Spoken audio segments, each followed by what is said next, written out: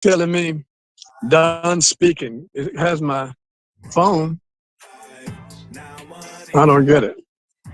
Okay, share.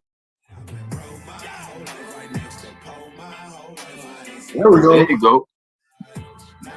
You cut your mic off, but there you go. Can you spell your name for me, sir? Malik. Okay. I just wanted to.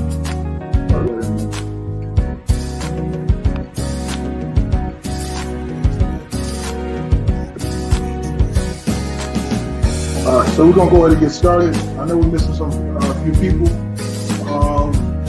That's okay. They'll jump in when they can. Like I said, if somebody hits you up say they can't get in, send them the direct zone link, and we'll just take care of it on the back end as far as like registering and things of that nature.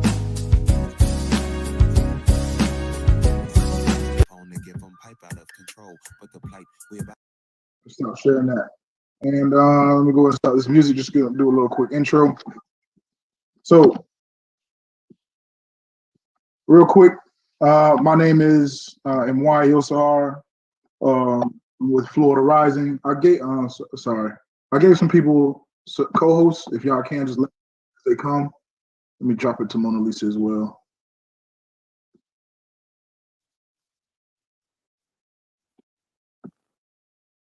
Okay. My name is M.Y. I'm with Florida Rising, an electoral field manager down in the southern region of the state. I want to thank everybody for being here. This is our Black Men Rising. Call My Vote, My Right. We're going to be discussing today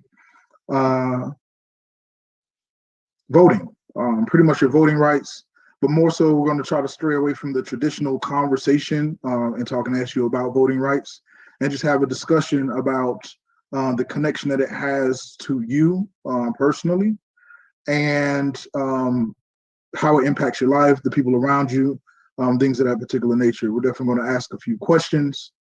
Cover a few main topics. I'm going to be one of your hosts today. We also have Rodney. I'm going to allow my other hosts that are going to be, chiming in majorly to go ahead and introduce themselves. Rodney, we can go ahead and start with you.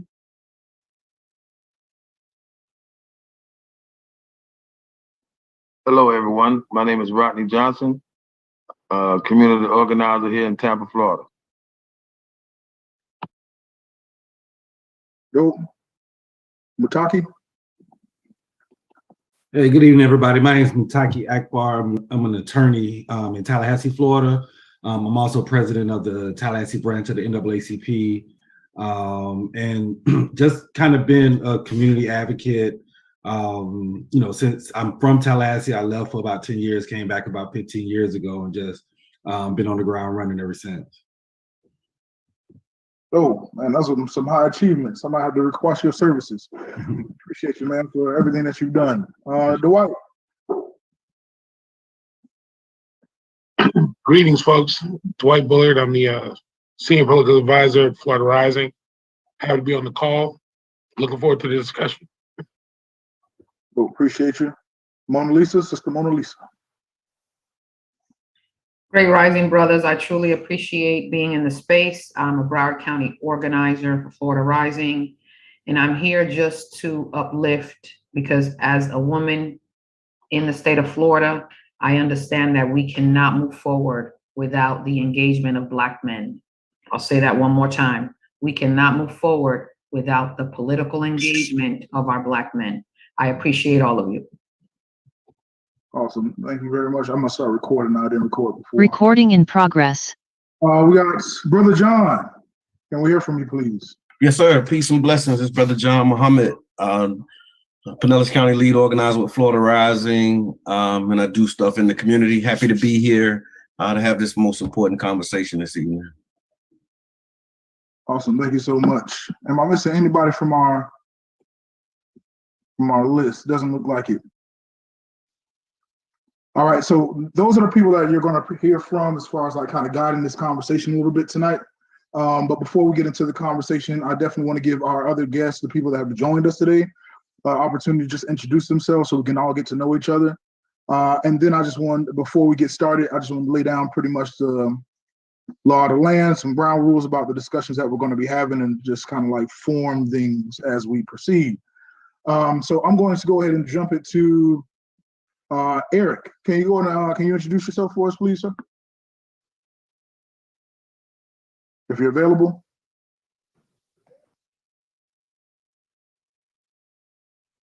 You're on mute if you're talking. Mute. Okay, I got to get technology together, but yeah, my name is Eric. I'm a community activist and an anti-Black racist advocate, and that's what I do. That's my life's calling for me, fighting for Black people and fighting for the injustices that Black people incur, especially around CBOs who claim to help communities, Black communities, but in fact, they're doing stuff against them. So those are my passions. Any organizations that say that they're supposed to be representing Black people and I don't see it in their actions, that's what I fight against. I appreciate you, Eric. Real quick, what's a CBO? Just for those people that might not know what that acronym is. It's a community-based organization. Perfect. I appreciate it. We're going to jump to, sorry.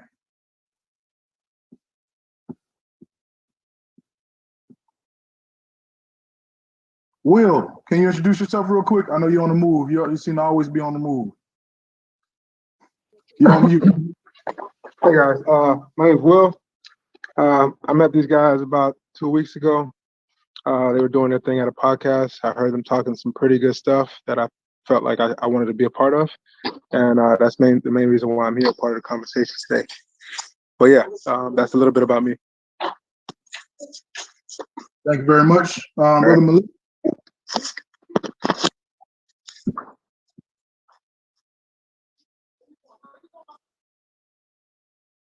Mr. Malik, are you there? You're on mute if you are. All right, we're going to jump to Joshua.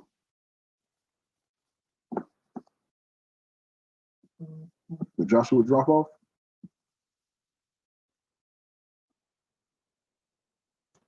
All right, going down the line. Go ahead. I had my phone on mute. No worries. We got you now. Okay. My name is Malik. Oh, Lukman. Sorry about that, Malik. So no problem. Malik Lukman Abdullah, and I am interested in the rising of Black people around the world. However, I will have to limit my participation right now to the local area. So I'm fighting, as the brother said, for justice for our people.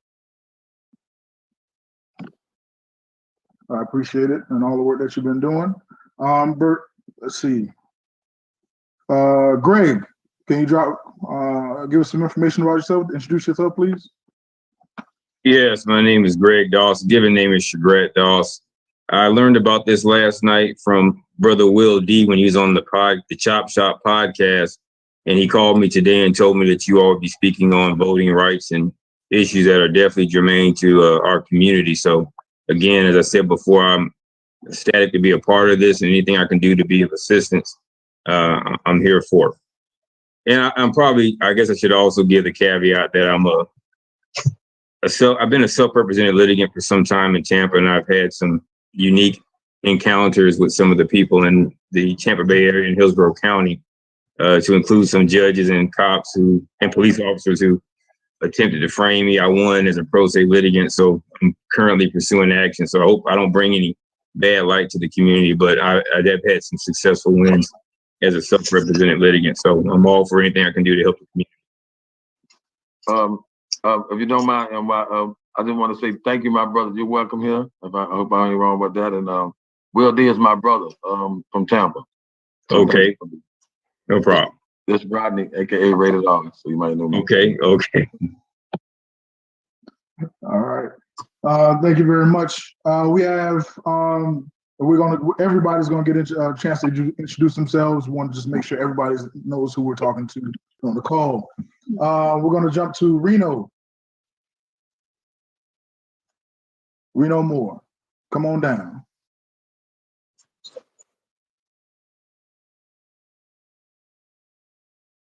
All right, we're gonna jump from Reno. We're gonna go to Lynn. Hi, my name's Lynn Johnson, and I am the publisher and editor of the Weekly Challenger newspaper. And I just wanted to cover the story. Jabbar Edmond sent me the link today, and here I am. Awesome. Thank you very much for joining us. Hold on. My microphone is unmuted now. There you go. Hey, peace and light, everyone. Reno Moore, man. See that? And just your resident insurance man that's ready to talk generational wealth. Appreciate it. Let's see here. Chandra, can you go ahead and introduce yourself real quick? No out in the back. Hey, this is Chandra, Florida Rising, Leon County, Gaston County lead organizer. All right, appreciate it. I know I'm probably going, if I skipped out there, we have a TBBC on the call. I don't know what those initials are, but can you go ahead and That's the Tampa Bay Breakfast Club. That's us airing the show on Facebook Live right now. Oh, well, isn't that something? Well, thank you for that. Hopefully, we do y'all well on y'all show. That's good. I gotta get y'all link. Can you drop the link for it inside the chat?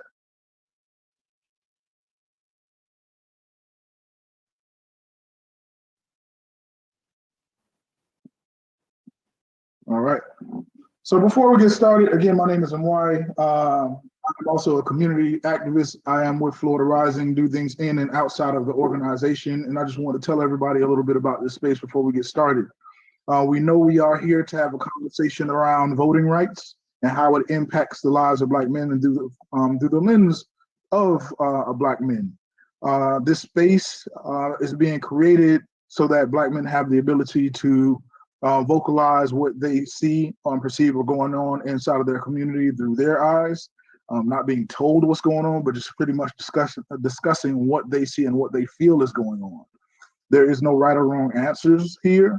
We're going to be guiding the conversation just to hit a few key points, but this is more so an interactive discussion about what's going on. We are going to drop some facts on you, some stats, and there are a lot of experts on this call that have been inside of this field for a very long time.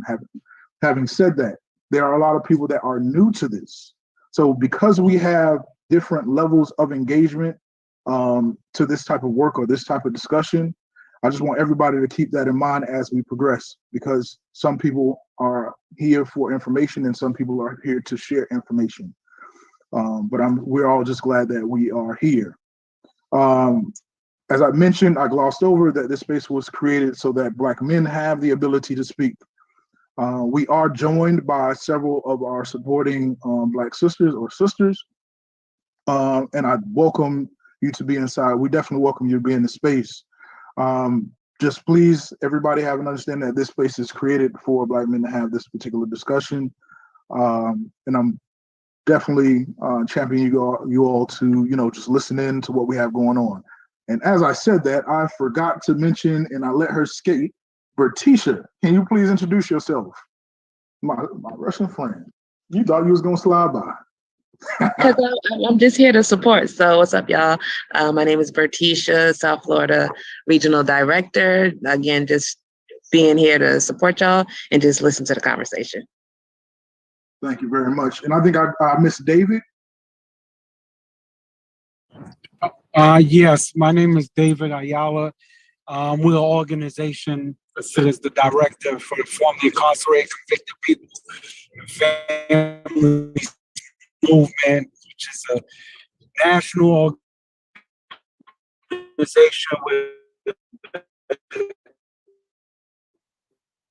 a network of 30 plus separated people on our pillars.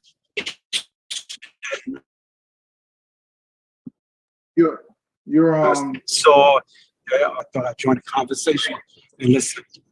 I appreciate it, David. I do apologize. Your audio went out quite a bit when you were talking. I did catch that, you are part of an organization for formerly incarcerated. You just moved your name. I was reading off your picture. But can you state that organization just one more time for us, David? Is he still here? Yes, I'm still here. Can you hear me? Yeah, we can hear you. You just dropped out a little bit while you were talking. Can you state the organization you're with one more time? Yeah, so I'm the director for the formerly incarcerated convicted people and families movement. And we're a network of 30 plus organizations led by formerly incarcerated people. And one of our pillars is rights restoration and felony disenfranchisement. So I saw that brother Dwight posted it on Facebook, so I thought I'd join the conversation. I am located here in Florida. Dope. Appreciate it. Am I missing anybody? I don't want to leave anybody out.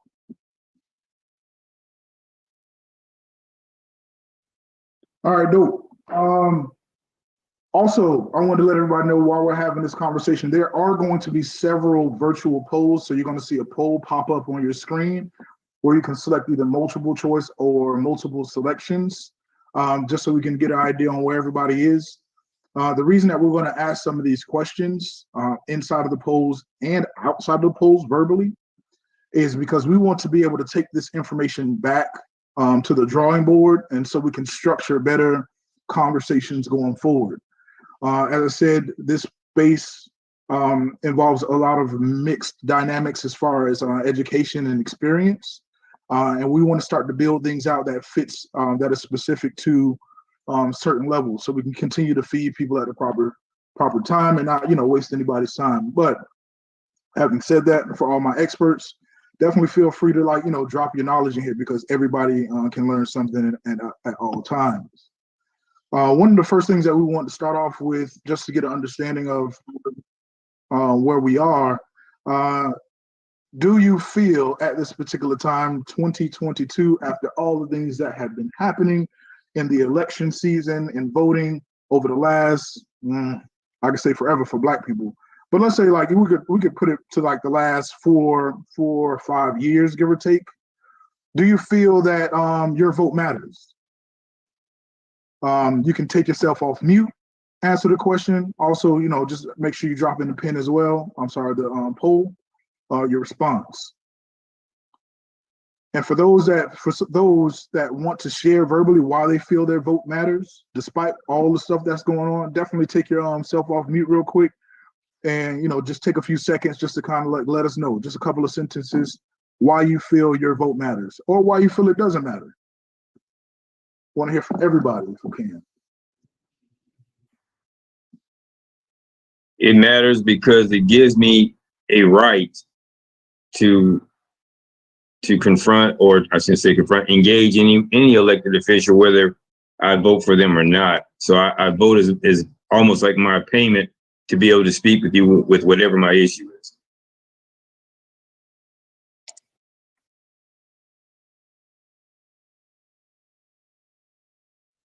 Thank you, Greg. Anybody else want to share why their vote matters or why they feel it doesn't matter? Yeah. I'll go ahead and say a little bit. I feel like my vote matters because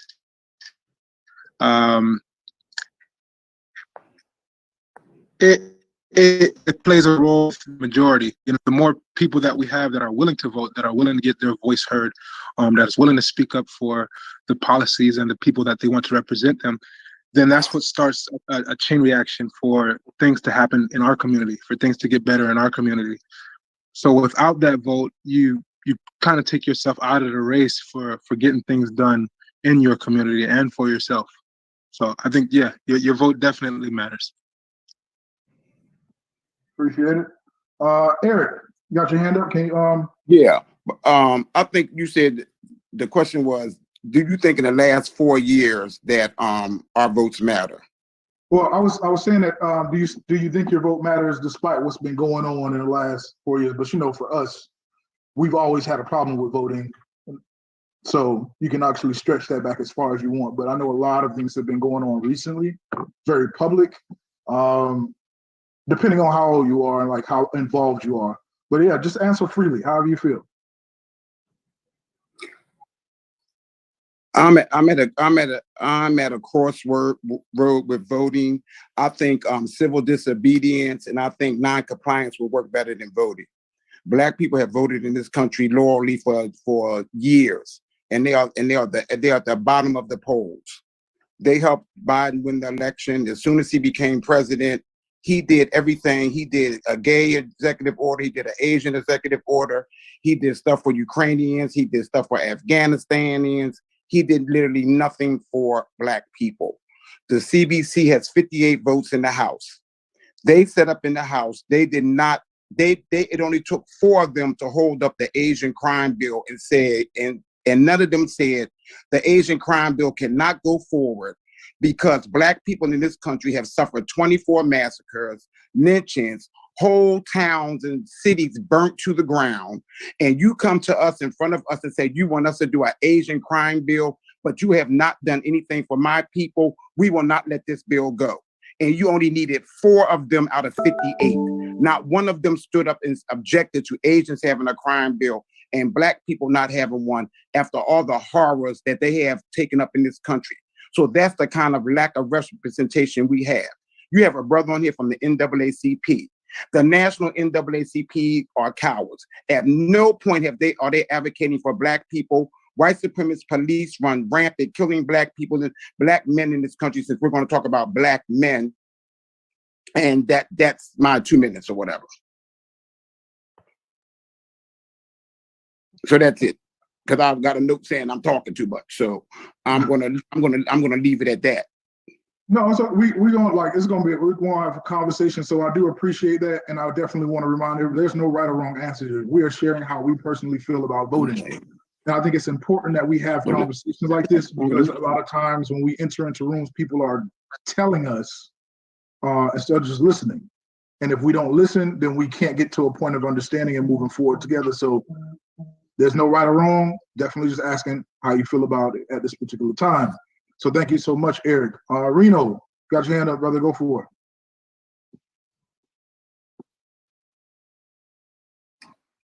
Okay, peace and light, everyone. Hey, peace and light, Rated, man. I ain't seen you in a minute, my brother. So I say that our vote don't matter because we have lacked an ability in the past of creating an agenda. So because we haven't created the agenda for ourselves, then our vote is powerless in essence because we vote, we come out of numbers.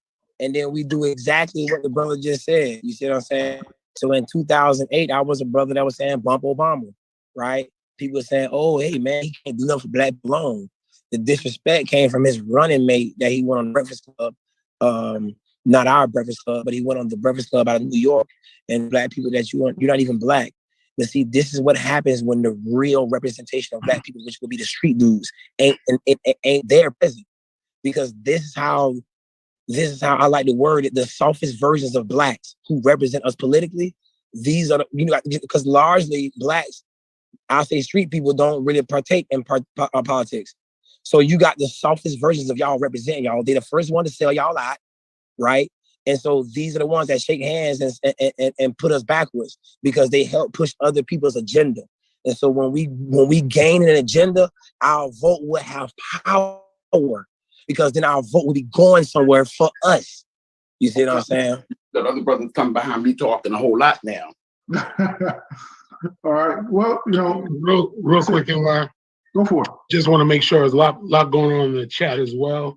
If folks aren't paying attention, we've had some commentary from brother and Representative Chris Benjamin. Thank you for being here in the space, Representative, as well as Greg Doss. I don't want to speak for him. I just wanted to make sure folks were checking out the chat as well. Yeah, I just wanted to chime in as well, and I appreciate the fact that we got different perspectives on whether our vote matter, and I think all of us probably have heard both sides of it as far as you know, I'm not getting involved because my vote don't matter, you know, and also the people that's like heavy into it, might have even ran for office at some point and actively participated in it. And I personally think it's a combination of the two. And probably closer to what Brother Reno was saying, I think our votes matter. I think our participation matters. But I think active participation, aggressive participation, and I guess like a high intellectual political capacity at the same time matters. So we can't allow people to just like knock on our door and say, vote for me. And we're like, all right, cool. You got the coolest sign, or you got the best colors, or whatever, or let our pastors tell us that, you know, who to vote for, or the people that show up at church the most during election season, that's who to vote for. Because I think at that point, when we get taken advantage of, our vote gets diluted. But when we, you know, so to enable, in order to avoid our vote being diluted, we have to be active in the process. One thing that I found out, and I think it's a combination of like me being an attorney and like my position, that people like kind of, you know, like politicians and those folks come and, you know, like court my vote and ask for my position, and I'm also able to hold them accountable at the end of it. But I think the more that we kind of group it together, like as a group, so that's why I love this, like Florida Rising, what Florida Rising is doing, especially with us as Black men. We can organize, we can come up with an agenda, we can come up with what we want, and we can also, again, hold our elected officials accountable for all these promises that they make during this time of the year. You know, we can hold them accountable. If we don't participate, if we don't hold them accountable, if we're not active in the process, then we will be dismissed. Then there's no reason for anything pertaining to our community to be on their agenda at all. You know, like if they just wash us away, we can march, we can shout, we can do civil disobedience, we can do all of that, but nobody said that we can't walk and chew gum at the same time. You know, like, so we can vote, you can do civil disobedience, you can show up at the meetings, you can do all of those things. And a lot of the conversation has been centered around what the federal government has not done. I'm least worried about the federal government. I'm least worried about what's going on in Washington, D.C. I'm very worried about what's going on in City Hall. And if we don't participate in what's going on in City Hall, if we don't participate in what's going on at the school board, then those things that affect us directly will, you know, we will be ignored if we don't participate. So voting matters. I personally think voting matters, but not just to go in there and check a box. I think active participation and a high political intellectual capacity is what's important if we're going to participate. Oh, thank you very much. I appreciate that, Wataki. We do have information inside the chat. It's a little difficult for me personally to see the chat while I'm moderating, so please forgive me if you see if something's in there and I miss it. Dwight, if you catch it, or any of the other co-hosts, if you catch it, just definitely bring it to the forefront. Yeah, I'm looking at the activity in the chat, and they're raising some interesting subtopics that I think I want to just bring out as an add-on to the question that's kind of floating out there on does voting matter. So some of the conversation in the chat is around representation or the lack thereof. You know, mentioning the fact that in some states like Michigan, you're losing overall Black representation in Congress, you know, from places like Detroit, that, you know, someone raised the point that the CBC, although larger in number than they've ever been, aren't the complete voice of the 40 million Black people that live in this country. And so what does that mean? And I guess I'm raising that as a question for everybody else, that if, you know, and I think Brother Reno alluded to it, if we're not satisfied with the people that we have in office that look like us, what is it that we as Black people, and especially as Black men, centering this conversation, what is it that we need to do to start stepping up to stand in the gap if we see a gap between the actual representation that we have in spaces like Congress and other places and the community. So I guess that fired up a bunch of hands. So I see Rodney, Eric, and then Reno in the stack. Go ahead, Rodney. Yeah. Okay. I just wanted to say, I think it was my brother Reno too. That said that we a lot of times we get the weakest of the community as far as black men. I guess is that what he meant, and not really the hardcore, the street brothers to come out of. I think this is what this forum is for. This is what this meeting is all about. Really, trying to get it's a start and a step in the right direction as far as I'm concerned. I mean, that's why Mr. Greg is on here. That's why Mr. Reno is on here. That's why you're here, my brother. So that's why I'm here.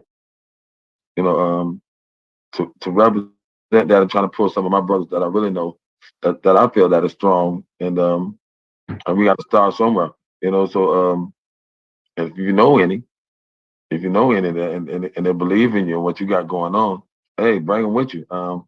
And that's my challenge for everybody on here. Next time, bring 2 or 3 on with you. Matter of fact, if you get a chance, hit them up right now while you're on the phone. Let them know it's not too late. And I was telling some of my friends that too. I said, man, I'm always inviting y'all to the club, to the strip club, or to the concert, or whatever I'm doing. And I'm really trying to turn the corner and at least be 360 about myself. If I can do that, then I can do something positive. And I'm trying to get the I guess what they want to be the toughest of the tough or the streetest of the street, because I agree we need some strong brothers when it comes to this.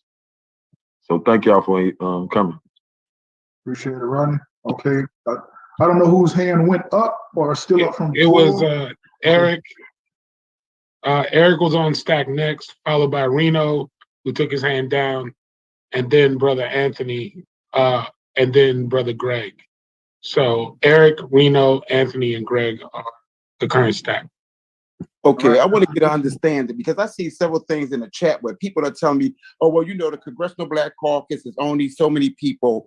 Wait a minute, let me understand civics a little bit. Don't bills have to come out of the House first and then go to the Senate? And if the House don't pass it, bills don't pass? I don't know. I'm just asking, if the House says the bill's not going through, does it go through? Well, no, I mean, it can go both ways. The Senate can originate a bill, or I'm the House asking you, right? But neither one of them can go through without the House passing. Correct. Am I right or wrong? Correct. Okay, then the House, the Black Caucus has 58 votes in the House. 58. It's only 3 votes separating them from the Republicans.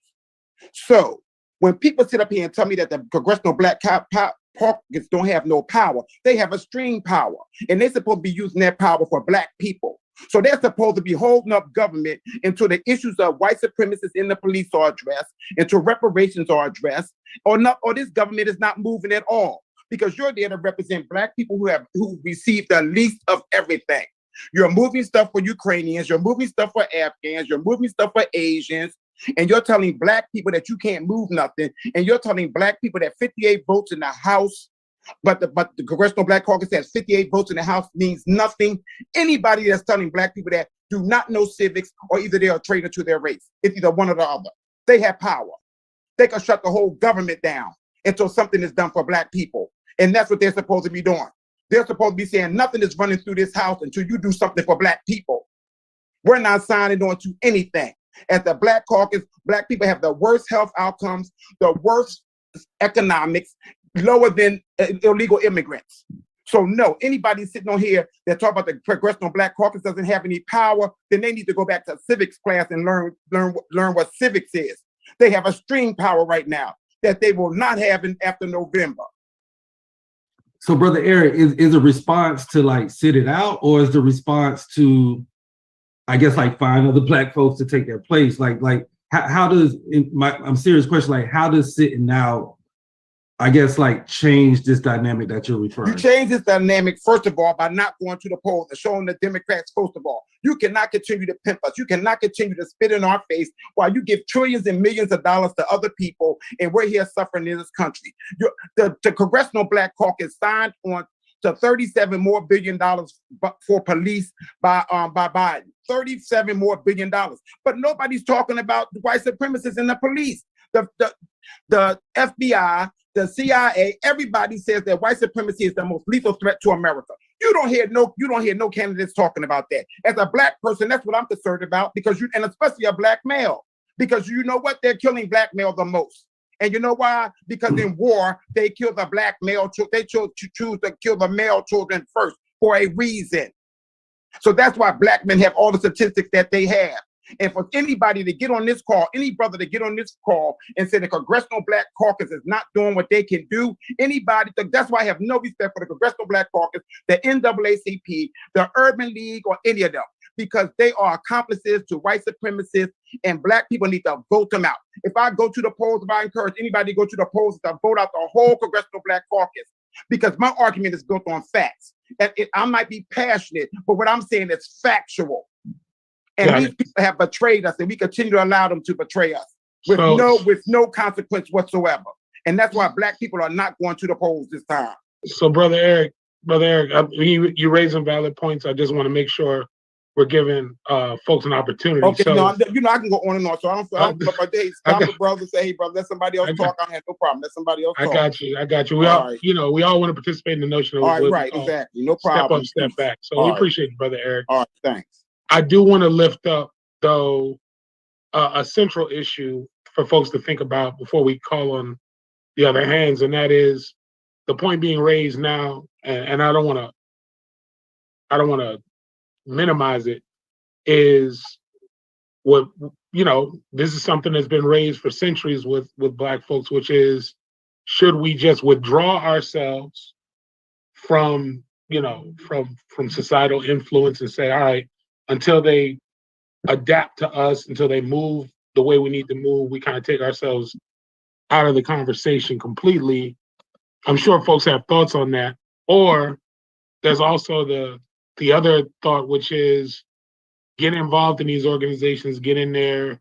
Then you also have a school of thought around some people on the inside, some people on the outside. Where do we go?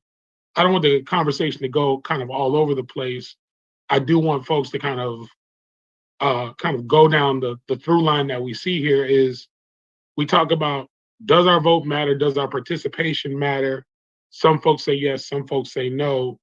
Let's keep going down that path and really kind of ask ourselves the essential question: what is the role of Black people? What is the role of Black people in this process? Should we continue to participate? Should we not?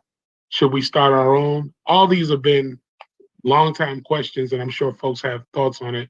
But again, want to recognize, I believe in the stack, we had Brother Reno was supposed to follow. I'm ready.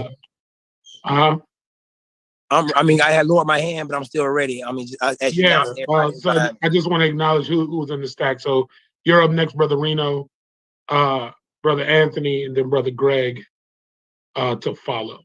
Go ahead. And we also have an active poll for those who see it on the screen. I just took the poll. So yeah, it's real simple. The Washington Post asked me a question. They posed a question to me: do I think it's any change in America? And I was like, yeah, I can just say yes, change. I can nitpick change, right? I was like, no, ain't no change in America. You know what I'm saying? So the white people, like, really? I was like, well, think about it. I said the number of white women double us. I'm talking about black man, black women, just a white woman. So when an unarmed black man, black woman is murdered by the police, you shouldn't even be able to see us in the crowd. See, I'm talking about change.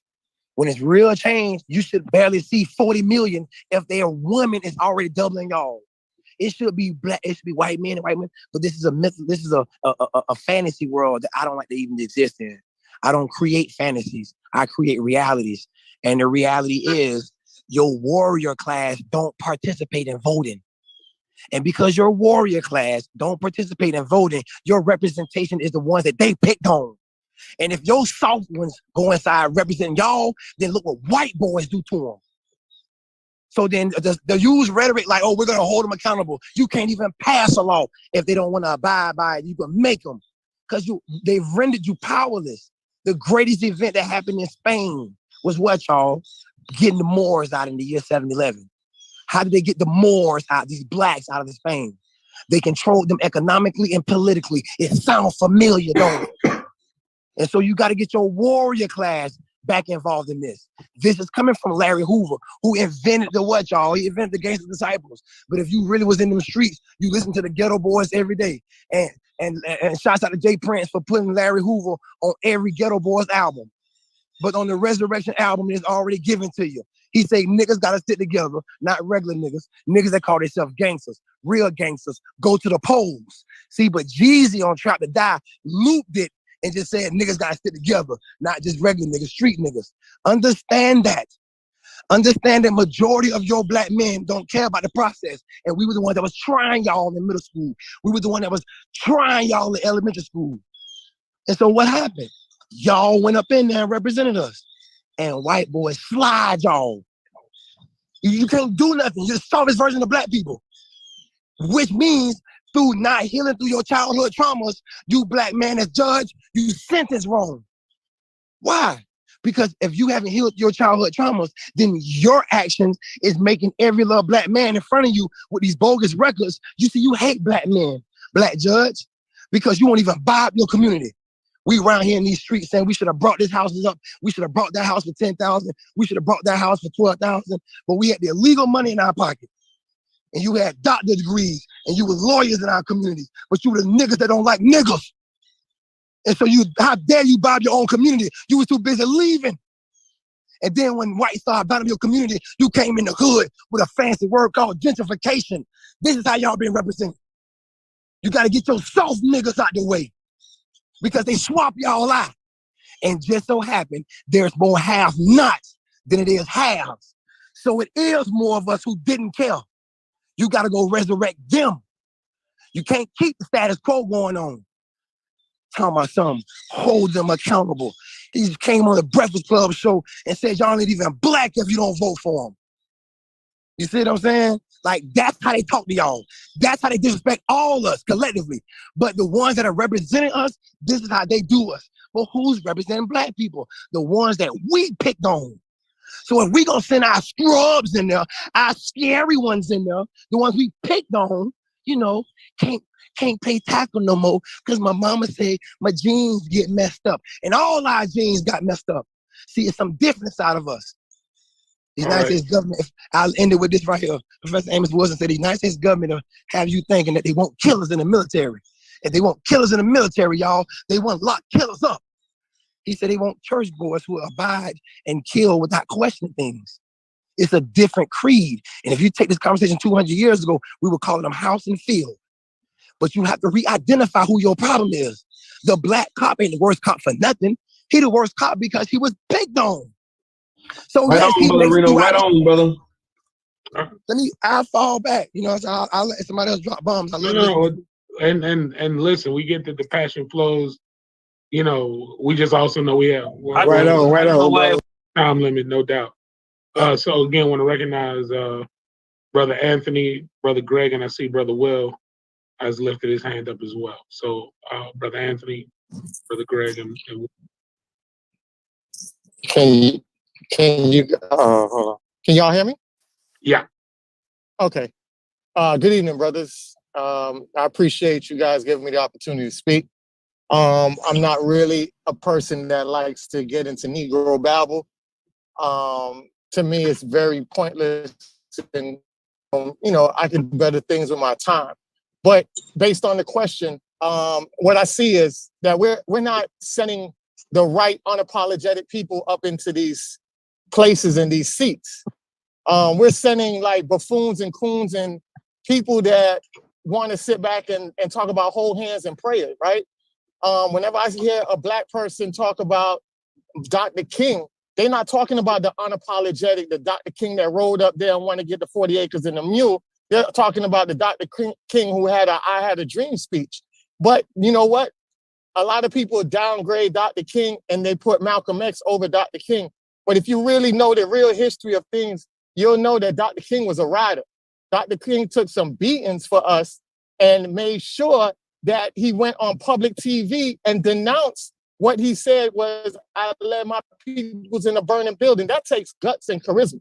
I talked about this last time. There is no bus boycott that could go on today because we don't have the mindset. We don't have the code of conduct. That's not in our blood anymore. We don't have people that's out here to make sure that our brothers are lined up with that. We are so far apart in our household. Our women are running in the political fields more than we are. And our women are conditioned to the new white supremacy, which is using Black women's faces as the new KKK. I elevate the Black woman. I give her what she wanted when the Black man doesn't even know how to do that in their realms.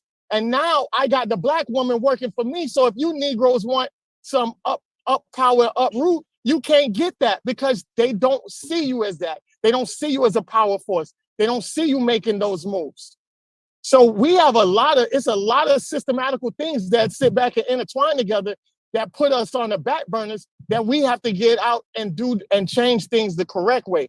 I do believe that, you know, you might have to sacrifice your vote, but at the same time, that's not going to cut it for the simple fact that if you don't put nobody in there, it's going to be the same cycle going on, you know, day in, day out. When you look at the Black Caucus is full of immigrant people. And what's wrong with immigrants? I don't have anything wrong with immigrants as long as they're unapologetic, but they're putting in the immigrants that don't even have, that go on TV and tell you they never experienced white supremacy, which is bullshit.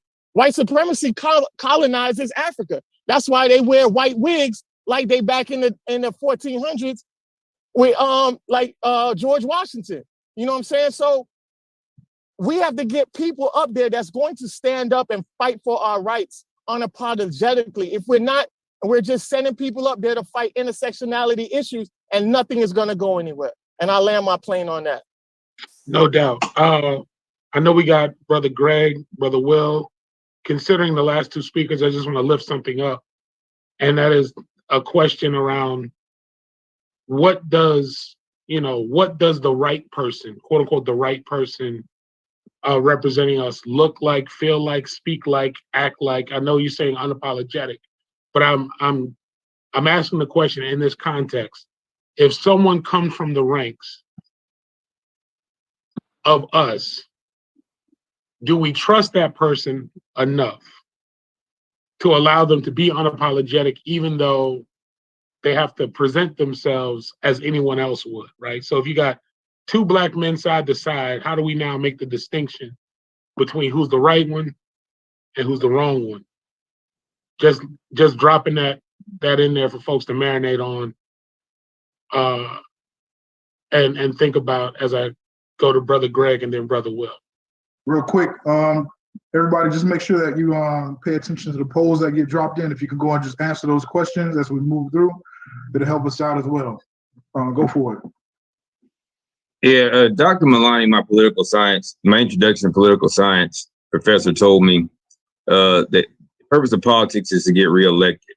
And let's not forget that of the 435, I keep mistyping, I'm trying to keep up on the chat room. There's 435 members of Congress. So the 58 in the CBC aren't a majority. They couldn't shut it down. It's still a numbers game. That's the bottom line. And you have to be able to compromise at the end of the numbers game, get what you want in other respects. However, as I posted before, less than 65% of the eligible Black people who could vote actually vote. So we've actually killed our voice partly by just not participating. And the other part is still divided because we're not a monolith when we vote anyway. But to take your voice off the table will end up having the consequence that we have with here in Tampa and in Jacksonville when we lost Representative Lawson. Because, and they were gerrymandered out. And gerrymandering is essentially the same thing that happens when they gentrify a neighborhood. They just draw the district so that they write you write your power out. But to say not to participate is going to get changed is ridiculous. We don't have a standing army of our own. And even if we did, it would be impossible. to overtake this country's military. I'm not saying that because I was once a member of it. I just know the strength and what the power of these kind of people can do. If you read between the lines, I've participated in some of it with them. So we have to have a plan, or a plan that's going to move forward our posterity. That means the kids that are behind us. I'm 54 years old. And if I didn't have my children, I probably wouldn't care. But the reality is somebody laid a pathway for us. In my generation, I'll say drop, because we didn't take the principles that allowed us to move forward and pass them on to the next generation, which they got there and got us our rights through voting and participation, as well as conscious and disagreement. And they walked, they marched, they did other things, but they participated. At the end of the day, they always participated. And that's how we were able to make these strides. That's why we were able to have Zoom meetings. So let's not forget that. And I've been in countries where it's a heck of a lot more oppressive than what we have it here. Not that it's not here, because I felt the weight of unjust and corrupt politicians, judges, and policemen. I fought them before. But I'm just saying we should focus our attention on how do we move forward, not the issue with the ones that are already there, because if you don't want them there, vote. And I wonder how many people here actually vote. Other people that complain, not just here, I mean, just in general around the United States, they look like us, actually participate in the process. And I'll rest with that. But I appreciate you giving me your time. Appreciate that, Greg. And I know we got Brother Will next on stack. Eric, I do see your hand, but I do want to allow just a little space for some folks who haven't yet chimed in to kind of marinate on the question, but we will get to you. Right, I think Malik wants to as well. Okay, so we'll go to Brother Will and then Mr. Malik, and then see if we got some folks who might have some other thoughts as well. Go ahead, Brother Will. So yeah, I'll make it as quick as possible, but I kind of just want to piggyback off of what Greg was saying, how it's important and imperative that we plan moving forward. And a way for us to move forward is getting more African Americans involved in politics.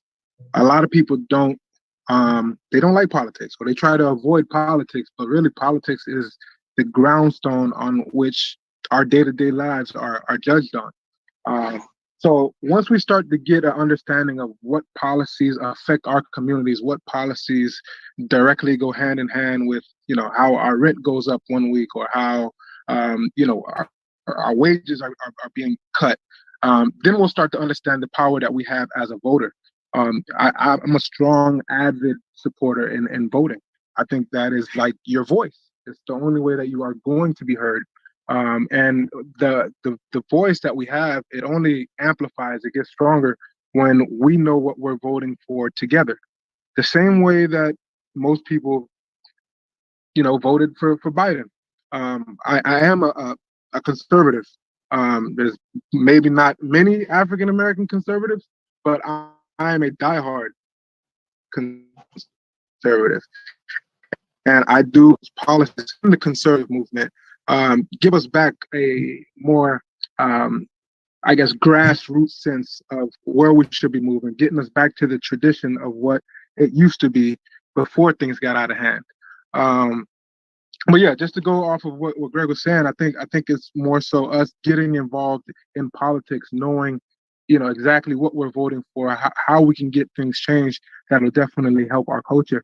I mean, if you look back at like the 70s during the Black Panther era, the everyday Black man was aware of what their president was doing or who was in their local elected seats. Today, we don't have that same kind of power or even energy to put towards politics. And I feel like that's the main reason why the power has slipped from our community. We need to get that power back, and that's by understanding how these policies affect us. And then once we understand the policies, then it'll be easy for us to weed out the candidates that don't serve us well. That's right. That's right. That's right. A lot of the times we vote for these people because of the color of our skin, not realizing that person has already crossed us already. That's right. It's important that we understand what the policies are, because if we understand what the policies are that these lawmakers are passing and these bills that they're passing, then we'll know exactly what side of the ball that they're sitting on, if they're for us or if they're working against us. But that's all I gotta say. No doubt. We're gonna get Brother Malik, then get MY to jump back in a little bit, Brother Malik. Good evening, gentlemen and ladies. I believe when we attempt to use the tool or the rhetoric of European people or white people in particular, we're in a losing battle. A couple of gentlemen spoke of uniting, coming together. We don't have to follow European people in their hatred. I believe we need to begin to build a base with and for one another.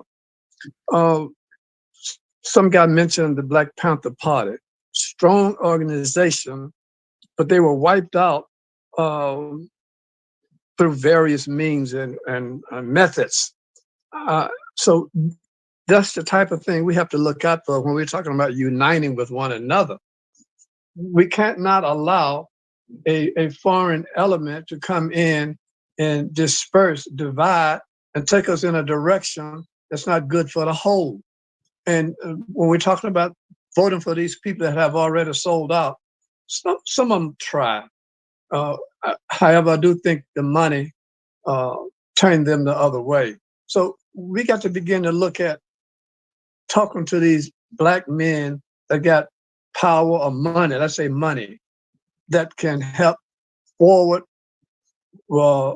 supplying or teaching our young men a trade, teach them how to work, supplying them with means and methods that they can be independent.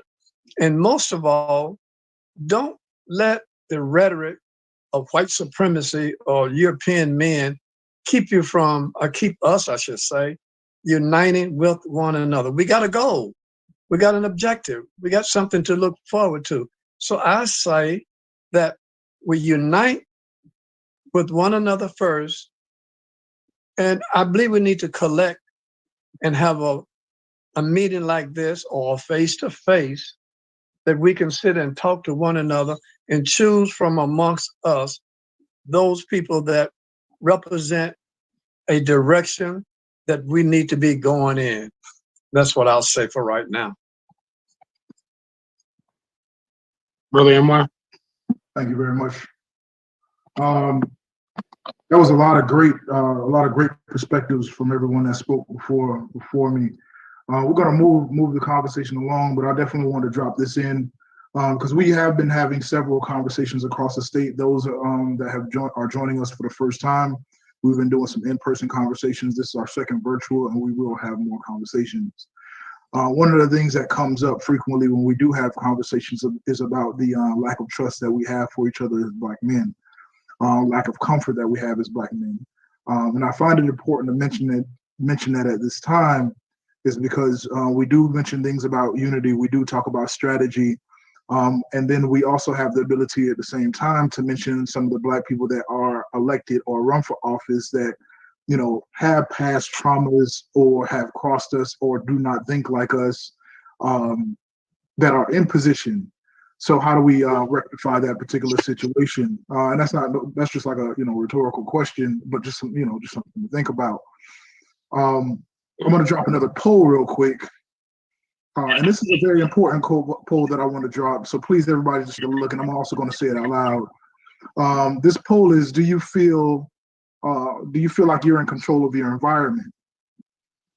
The reason I wanted to ask that question is because we all are going to have various opinions on voting. We're all going to vote for different reasons. And in that, I'm going to ask another question. I'm going to stack these questions on you, and I'm going to let people go ahead and speak on it. If there was one thing that Black men can all agree on when it comes to politics, what would that thing be? What could we actually unify as Black men? And I want to specify that because, we are of a race in which the world dictates what we are allowed to do in a lot of ways. They push beliefs, what we should be emotionally attached to. A lot of things go on. But as Black men, what is it that we can all agree on that we could possibly unify on and move forward? Just a few things that, I want to get from everybody just to get a better understanding, because we always have to start somewhere. We are a very diverse group, no matter if we look alike. Diverse group, age, mindset, a lot of different things. So, you know, I'm going to open up the floor to that one. Please pay attention to the poll and drop your information in there. Joanne, go for it. Brother John, let's go for it.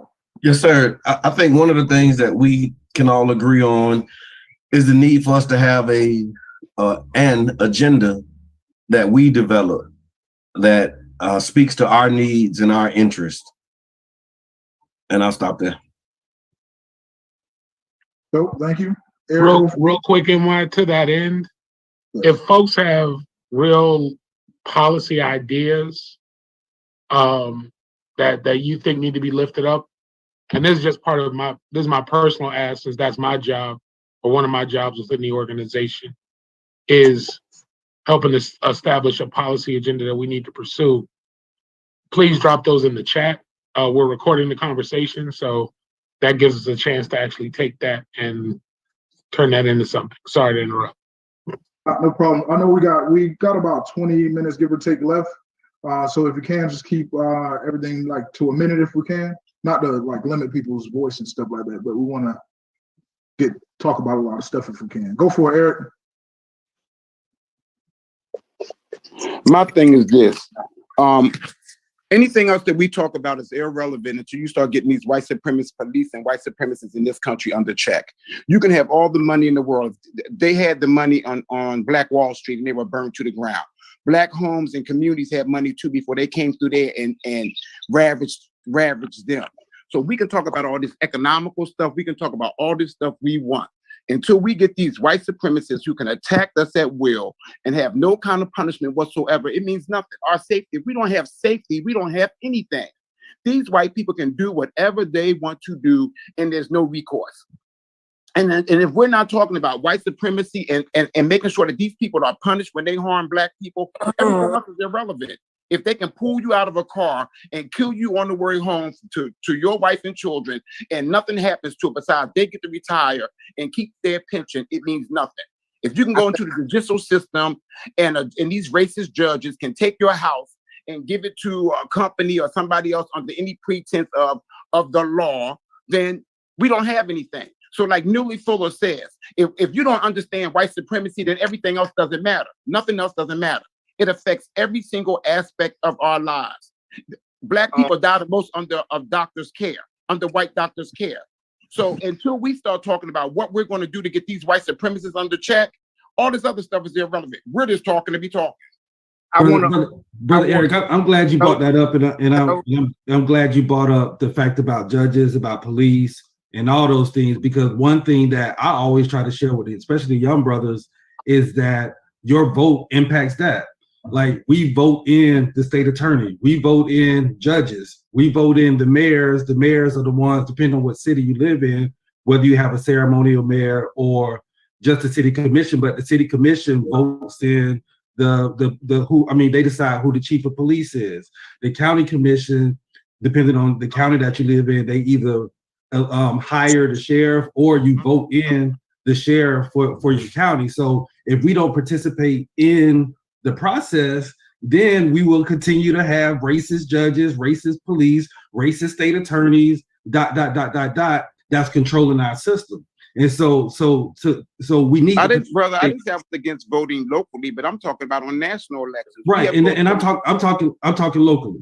And so I'm for voting locally. You can see what these people are doing tangibly. So I definitely believe that you should vote for judges, you should vote for school board, you should vote for district attorneys, you should vote for public defenders, you should vote for a dog catcher. I don't care who it is that's in your community that affects you, but I'm talking about sitting up here voting for the Congressional Black Caucus and these senators and people who are voting against us. Literally voting against us. So we agree on that. But let me finish my point, Eric. So, but I think you're right. Also, is that we have to also find people who are the right people for those positions.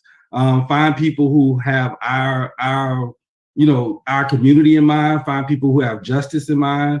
Find people who understands what the plight of young Black brothers, young Black sisters that's growing up in a certain environment that might get arrested, to understand that they don't need to be charged as an adult at 14 years old. They need some type of mentorship or something in order to get them on the right track. So not only do we need to participate, but we also need to have a bench. When I say a bench, we need to have people ready to take those positions. So we need to be training up judges, training up state attorneys, training up sheriffs, and all those positions in order to do it. But we can't do that like on a local level if we don't participate. One, two, we can't assume that because somebody's in a certain position that they're not for our community.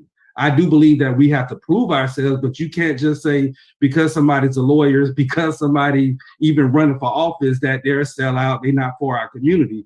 We got to start trusting us. We got to start uniting. And until we do that, we would just be having Zoom sessions and not really impacting the things that we need to impact. Can I say this? Hey, my name is Jabbar Edmond. Yeah, I was about to say, Jabbar, you're next. Organizer. And what I want to say, because this is very important for everybody to hear, right? The strongest tool of white supremacy is the election ballot, right? So we're fighting against white supremacy, right? And there's no way to combat white supremacy without the election ballot. The policies and practices that we all are speaking of right now is all enacted by elected officials. They're all policies and practices elected by the people who are governing us without us voting or participating in the voting process. And the reason I wanted to interject, I sat quietly and listened to everybody. The reason I wanted to interject at this point, because the spot of frustration that we feel, right, is really the spot of action. That same spot of frustration that makes us not active, that makes us sit back and let people rule over us, is the same spot where we must become active, right? We must become active in our local elections, not only local, but national elections, right? Because there's been a point where we have become, there's been a distinction between local and national, right? When they all work together, the white supremacy apparatus is hinged on us not participating. It's hinged on us not being involved in local elections, state elections, and national elections. That's why they invest heavily in having us not participate, in having us be disqualified from participation. And I think what we're doing is arguing semantics. Because each one of us are right. Each one of us are correct in this point. And but what we have to do is become active participants in the political process. Because if you look at what each one of you are saying, you will see that we are lacking in the active participant space, where we're not either being involved in the elections or we're not being the ones who are being elected, right? So it's either one or the other. Either we're not voting or we're not the ones being voted for.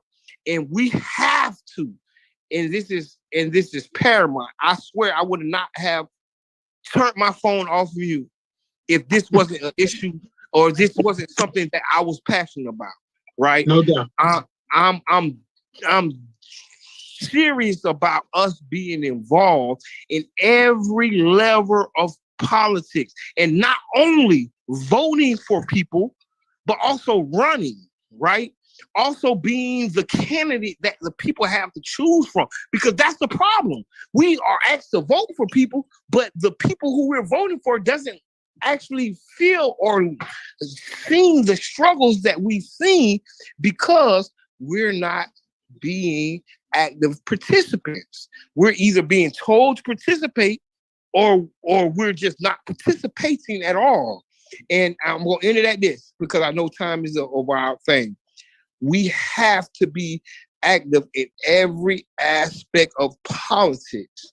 Every aspect, whether it's voting, whether it's being a candidate, whether it's being policy or practice, every aspect we have to wrap our hands around, because if we miss one aspect, they will manipulate us and beat us at that aspect. All right. No, I appreciate you, Brother Jabbar. I was about to call on you because you hadn't spoken up yet. But thank you for coming off mute, no doubt. Just wanted to name the stack. As I saw it, it was Brother Anthony, actually Brother Will, Brother Anthony, Brother Greg, and then Brother Rodney were the four people in the stack in that order. And then I see Mr. Malik raise his hand, so you can go after Brother Rodney. So again, it's Brother Anthony, Brother Greg, Brother Rodney, followed by Brother Malik. Go ahead. Oh yeah. All right. So like I say, I don't really be with the Negro babble. I'm a person that like to, if like I said before, I'm a person that want to see what I want. I want to be what I see, right? So if I want to see change, I got to be the change. So like I said, I started up my own radio station. I got with local politicians, been riding with them for 2 years, been getting unapologetic policies put in place. Also, on a local level, I've also been riding with people like Oliver Gilbert. I also supposed to get down with Reggie Leon, who's doing great work over there in Miami Gardens. And these are the people that are planting the seeds. These are the people that you want to go from that level all the way up to the congressional level. So yes, it does start with you having to vote or, attach yourself to people that you see in a great direction that are very unapologetic and have their people's agenda first.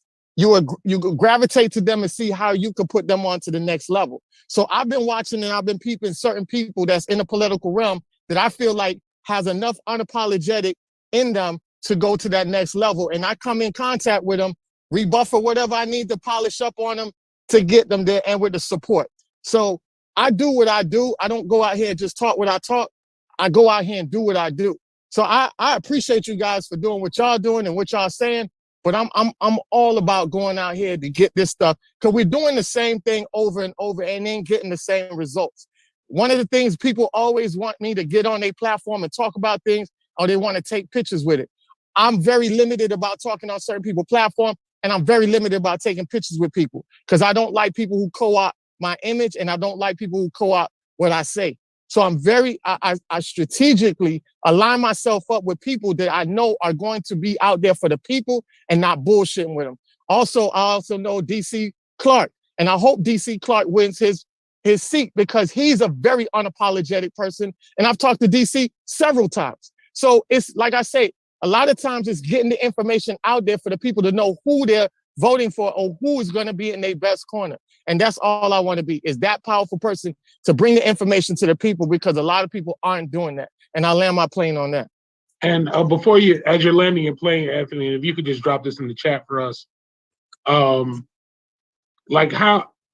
would love to know how you're identifying folks. Like, you mentioned names, appreciate that, but like, what are the questions that you're asking folks out there to help you make the distinction between who's selling the BS and who's not? Would love to hear your thoughts in the chat on that, because I do want to honor the folks that are in the stack. Brother Will, I don't want to skip you. I saw your hand was actually up early. You put it down. Then we'll get to Brother Greg and then Brother Rodney and Mr. Malik. Brother Will, you're on mute. No, you guys can go ahead. I'm actually working on what I wanted to say in the chat. That way, we can always go back to it. But for the most part, go ahead. Appreciate it, Brother Greg, followed by Brother Rodney and then Mr. Malik. No, I was going to say to a couple of things. It's not as if there are not town halls and other ways that you can meet your representatives. And the onus of your progress is always on the individual. And we can't say we're victims at the same time. We're emboldened about other things that we do as people. And I don't think we need to get into everything that we do. But the same way we know how to get on other social platforms to do other things, we can go find out who makes decisions that affect us directly. You have the right, even if you don't vote, to walk into your elected official and air your grievances. That's part of the First Amendment. That's redress. And as far as what we deal with in the court systems, and I'm one who's had to go through it, and I actually learned because of what I went through and what I couldn't afford as far as representation, or adequate representation, I should say. But we can find means and ways to elevate our status as individuals, participate in the process, learn why your participation is important, and then do these things. This is not difficult. I'm 54. I know my baton is gone. My time is past. But we should be grooming young people. We should find somebody 25 and 30 that is ready to take the mantra up and lead our community into the future. That's the way it's supposed to work. And I'll rest on that one. Appreciate that, Brother Rodney. Then Mr. Malik. I would just like to say, first of all, I'm a guy who's not, I don't know a lot about politics. So when I'm in that type of space, I'm working mostly off common sense and the little that I do know. And for the folks who do, who are well educated in this, and can drop names and facts. And I'm saying this way because I don't want to be calling folks out or whatever, make this argument. But don't just drop the negative. I mean, don't just drop, and I can see that you're very educated in this, and I'm sure you have time to think about it. Let's not just be, what would you say is the next step towards something positive? Let's not just say, okay, let's just drop out the way and move out the way. And I know I give the benefit of the doubt that I'm sure you must have a plan, but the plan can't be, let's not just do nothing. Help me, my brother. And I just want to remind people that what this space is for. And believe me, I'm trying to learn from each one of you guys. I don't see nobody on here that's not that I shouldn't actually listen to or whatever. But I just don't want to be stopped in one place and say, okay, let's do that and just and just leave me in one space. Like if you into this and you know a lot about this, and I would like to hear some positive next steps. That's all I'm saying. Yeah, I would definitely encourage you to check out the chat. There's a lot of good energy coming through the chat there, Brother Rodney, on things that I know that I'm going to be feeding off of for a minute. And I also just want to name, I know we've had a robust conversation, but from what I've heard as we kind of make our way through is that brothers have really want to concentrate on finding the right people, meaning like developing young brothers, developing, folks in community to make that move to the next level, where it's run for office, developing positive policies. I've heard folks also talking about, of course, participating in the voting process at every level, whether it's local, state, or federal, also kind of lifted up in the conversation more than once. So I just want to name that has coming out, and we are taking notes to make sure that we walk away from this conversation with a positive outcome. So thank you, Rodney, for lifting that back up, brother. And I just want to say, okay, thank you, Mr. Dwight. I just want to say this too. For everybody that's from Tampa, I'm going to put my phone number in the chat. And I want you guys, if you could, to send me your basic information, name, phone number, and email, please. And so we can get together. Right. Mr. Malik, I'll kick it back over to MY, and then we'll circle back to Brother Jabbar after that. Mr. Malik? Yes, sir. The brother said that it's too late for him. Here's an antidote. Old men for counsel, if we want to take the idea of old. Young men are for war. And that war is not necessarily guns and knives. It's ideas. Where do these young men get their ideas? They get it from their fathers, their grandfathers. They are the first teachers. So we have to go back to that, respecting our elders that have some sense. And also, I heard the conversation about what white people are. Yes, they have demonstrated those negative qualities for 400 plus years. That doesn't mean we have to keep on following them. We've been taught, or should I say, Carter G. Woodson said we've been miseducated. So we got to create a dynamic. We got to create a narrative. We got to create a mindset that we can do what we need to do. And I think we'll miss the idea that your ancestors, our Black ancestors, taught the world everything. They taught the world. So white people don't have all the answers. They have the power of the gun and the rule, but we can't beat them with the gun and the knife. So we have to form another strategy. Where is your strength? Your strength is in your mind, using your 5 common senses. And also we got to look at creating a bond with one another.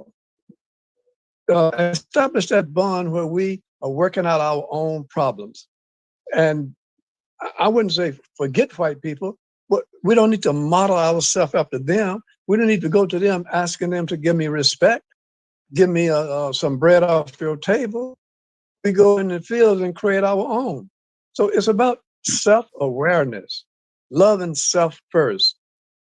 How many of y'all know a white woman and a white man can produce a Black baby, a brown baby? But you can take a Black woman and a Black man and produce every color in the color spectrum. So you don't get history from white people, you get history from Black people. So let's look at ourselves. And I'm sorry to sound like it's a rhetorical process here, but some for me in that, for us to look at ourselves. Thank you for listening. No, thank you, Brother Malik, for grounding us in that. And MY, kick it over to you, followed by Jabbar. Duly noted, Brother Malik. Yep. So I'll let Jabbar go ahead and go first, so I can go ahead and move on to the next part of this. Go ahead, Jabbar. Hey, and I definitely thank you for that. And what I wanted to say is that the brothers on this call right now, we're always looking for different people to run for office. We have to look within ourselves, because when we blame the people who are in office for not serving us correctly, we have to look at ourselves for not stepping up to serve. And it's not maybe us particularly, it may be our family members, it may be our cousins, but what we have to do is get out of the blame game. We have to take accountability and responsibility for our community. And what that means on this level here, what that means is running for office.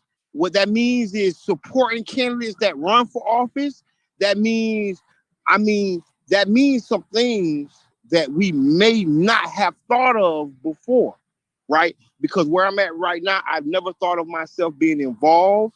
I never thought of myself being involved, particularly in politics, right? I never thought of my family being involved with politics. I've never thought of none of this. But as I sit here right now today, I think what my community will look like without me being involved, without my family being involved, without my friends being involved. It'll be a very different community. And that's because we have our best interests at heart. And if we don't step up, we can't blame another person for not having our best interests at heart. We have to, and it was really honestly something that the brother said that made me trigger this thought, because one of the things that I've learned, watching politics is a volunteer army. It's only the people that step up and say, hey, I will be involved as far as our community is concerned, right? And those people who stepped up and said they'll be involved and they'll be concerned are the ones who are making decisions for our lives, whether we like it or not, until we decide to get involved. And that's where I'm at with it. I decided to get involved. I decided to not let another person continue to make decisions on my behalf. I decided to speak up for the issues that matter to me the most. And I decided to get involved with organizations that would help me and empower me to do this, right? To be involved and to be, to have my voice heard. And I'm rambling, y'all, but my heart really wants to say to the 25 or 30 men or women that's on this live, look deep into yourself and see if you're the person that we need to support in the next election. To see if your cousin or your auntie, it may not be you. But what I'm saying is we can't keep asking for help from someone else. Or we can't ask and keep looking for someone to come and save us. We have the ability and the powers to save ourselves. And we may not want to be involved in politics. I never wanted to be involved in politics. But what the reality is, if I don't get involved, if Jabbar don't step up and say something, someone else will. And I may not agree with what that person is saying. I may not agree with the direction that person is going. And that's why each one of us, each one of you men and women are so important to this process. Because if we don't step up and say something or step up and be involved, someone will continue to rule over us. Almost like a dictatorship. Because we're not saying anything and we're not doing anything. All right, I'm moving on. So, to be honest, Jabbar, that is something that leads right into something that I was getting ready to talk about. And it's more of a focused question, but you really, really touched on it. How do we start creating a better product within ourselves? And I'll ask that question again. How do we start creating a better product within ourselves? I'm going to attach that to one of the polls that I did before in terms of, do we feel in control of our environment? And a lot of people, to some degree, the answer was no. Most of the people that responded to that. So if we're not in control of our environment, who's molding the people that are running for these races? Most of the people on this call, and this is definitely not a downer or anything like that. Most of the people on this call have never run for office, save one that I know of, and that's Senator Dwight Bullard. So how do we better position ourselves to run for these seats and be the people that we need to be in the places we need to be? And I'm not going to throw that out as a rhetorical question. I would like to open up the chat for that. And I want to move the chat room into like really specific answers. So a lot of questions are being asked in our conversations, but there's questions that I think some of us can answer directly. And if you can, drop links, give direction, like real direction. Someone asked about where do they find official positions and things like that. Drop those chats, give each other direction on where we find this information, because we can't go, we can, but we don't want to live in a world of questioning. We have to provide each other answers, and we have those answers. So one of the places you can go to find out some of the information about your elected officials is your SOE. So you can put in your city or your county. Like Miami-Dade County SOE, you can Google that, and it'll have a couple of links in there. They're named differently depending on where you are. So that's why we didn't come on here and just drop links, because depending on where you are, the name is going to be different. They all have different websites. There are some federal websites that like break things down a whole lot more, like they have all the information. But you could definitely look into your SOE, go to your city's website. They have an elections section. All of them have an election section, and it'll guide you to that information. I want to remind everybody that we do have a poll up currently. Have you been impacted by the criminal justice system? So that's directly or indirectly.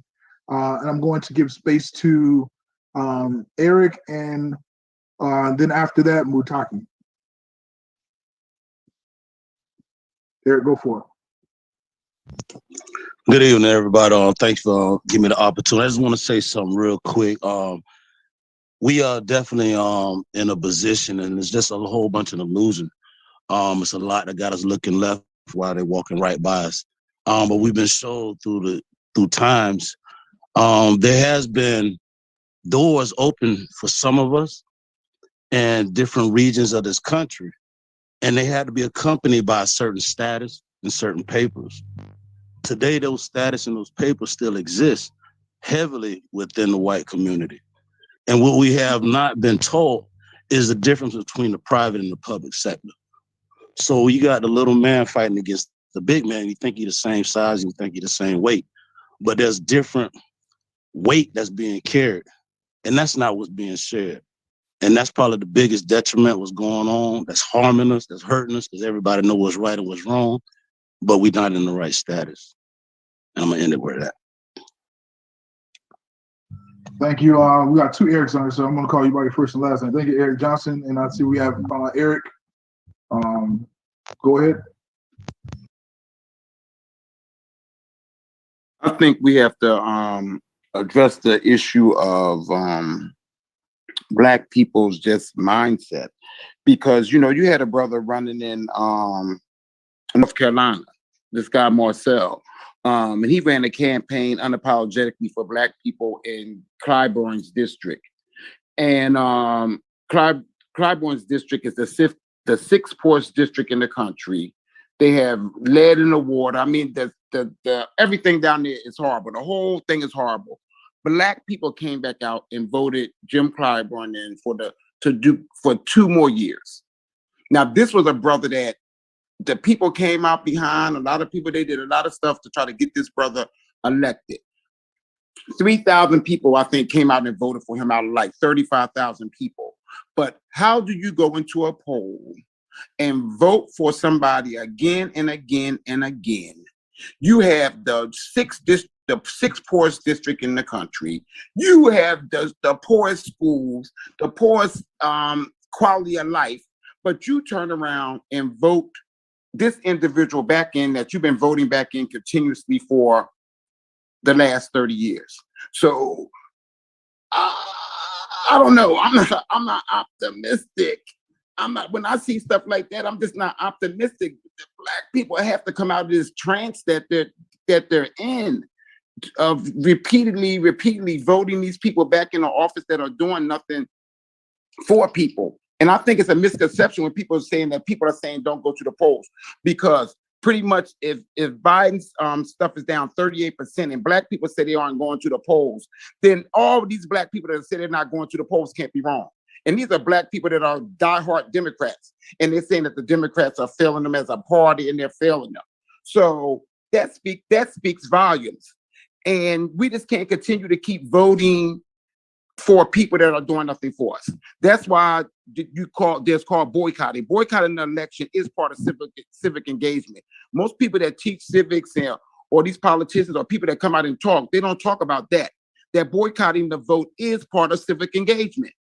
When you say that neither one of these candidates are good and I'm not voting for neither one of them, that's your civic duty. You just don't go into the polls and just be voting to be voting. That's what we've been doing with the Congressional Black Caucus for the last 30 years. Like I said, these people just voted Clyburn back in. If that's not just voting to be voting, what are you voting on? What has this man done for you? Absolutely nothing for 30 years. You're living in poverty. And he just gave land to the Indians and all this other stuff that he did for other groups. But Black people still went into the polls and voted him back into office. So we have some serious mental health issues that we have to deal with. And that's why you wonder why a lot of politicians don't want to run. I can't even imagine that brother looking at that and his platform for Black people, and they went into office and voted overwhelmingly for this man who has done literally nothing for them for 30 years. And so I think that's why you see a lot of other people saying they'll do stuff on the ground. They're not going to do stuff in reference to voting because they don't see where it has improved their life. And I'm going to leave it on that. But Black people are the most loyal voters. So when people keep saying, oh, you got to get Black people to the polls, Black people to the polls. Black people won the election for Obama. Black people won the election for Biden. But what did they get in return but betrayal? And then they're telling black people, okay, then, well, go back to the polls and give them another chance to be betrayed again and again. And that's why the numbers are low, because you have grassroots organizations and grassroots people around the country that are saying, hell no, enough is enough. We want a black agenda. We want reparations. We want you to start punishing these white supremacists, or we're not going to the polls. You have money for everybody else, but you don't have money for us. And so I don't know how anybody can belittle somebody that says, look, if you're not doing this for me, I'm not going to the polls. And they have good examples of why they shouldn't go to the polls, because they see other people being given millions and billions of dollars while our communities are suffering all around the country. And I'm gonna get off of this after that. Black Democrats have the worst cities all around the country. The worst cities all around the country are Democratic cities. Facts matter. Facts matter. So, and black people are the ones that voted these people in, and they live in these cities. And I'll leave it at that. I appreciate it. We have Jabbar, Brother John, then Greg, and then brother, I'm gonna say his name wrong again, Malik. No, did I say that right? Malik. Hey. No, we're gonna, so we got a stack. So Jabbar, Brother John, Greg, and then Brother Malik, and then Mutaki. See your hand down there too. Okay, Anthony. I see some participation in here. Thank you. Go ahead, Jabbar. Hey, I just want to respond because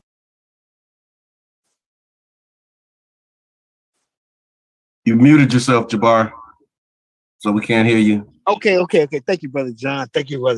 One of the things we can't do is become so empathetic that we do not vote. That is the strategy that these people are spending billions of dollars on to get us to say, and to make us feel like it's our decision not to vote. The first thing that I would say to what I just heard is that if we don't have anyone to vote for, we have to run candidates. And if we don't run candidates, then we will continue to be in that same space where you said, I don't want to vote for the lesser evil. I don't want to do this. The problem is the people of the community the most do not want to be involved in politics. They do not want to run for office. They don't want their families called out. They don't want none of the things that come with running for political office. So what that does, that leaves a small pool of candidates. And those small pool of candidates may not be the people we want to represent us, right? So the solution that I see, right? And this is why I'm involved, y'all. If y'all don't know, my name is Jabbar Edmond. I'm an organizer for Florida Rising. But before I was an organizer for Florida Rising, I was organizing in my community. And the main thing that got me involved, right? I was in prison, right? I'm gonna take this short story. This is a short story. I was in prison, and an older brother seen me reading politics and seen me reading national politics. And the first thing he said is, why are you worried about national politics if you don't know who your county commissioner is? If you don't know who your prosecutor or your public defender is before you got charged, why are you reading national politics, Jabbar? The most important piece of politics begins in local politics, because those local politicians are the ones who become your president, right? Because if you don't know, Biden was a local politician before he was a national politician, right? And so what I'm saying about, I'm going a long way around, but what I'm saying is the importance of us being involved more than just voting. We have to be donors. We have to be candidates. We have to be volunteers. We have to be involved in local politics in every facet. Why? Because these politics is what's deciding our daily lives. And when he told me that, it didn't register immediately, because I didn't understand what involves my local life or what involves my local politics or whatever. But he was like, hey, Jabbar, that politician that sentenced you, he was an elected official. He's called the state prosecutor. you don't look at him as an elected politician because they didn't tell you what his job was. That state, that public defender who's defending you, who helped fight against him, he was also elected. Not only that, that judge that sentenced you, Jabbar, he was also an elected politician. And so when I got out of prison, right, and it was actually 5, 6, 7, 8, 9 years later after I got out of prison, and I realized how these local politicians are deciding my life with less than 2, 3, 100 votes, 1,000 votes. Because, you know, the people who was at the club that night didn't want to go vote that next morning. And this judge who said he's committed to sentences 1 million years is still allowed to continue to be a judge. And it's been 30 years since he's been a judge. In my local community, Pinellas County, we haven't had the chance to vote on a state prosecutor in the last 30 years. Why? Because no one ran against this man. He ran unopposed. So if you don't know about Pinellas County, we are the next highest convictions for Black men and youth next to Miami-Dade. Our population is nowhere near Miami-Dade's population. How can our conviction rate be that high? Because there is a prosecutor who committed to locking us up and nobody voted against him. Not my cousins, not my uncles, not my brothers, not my cousins, not my mama. This man ran unopposed for 30 years. No one ran against him. So what does that mean?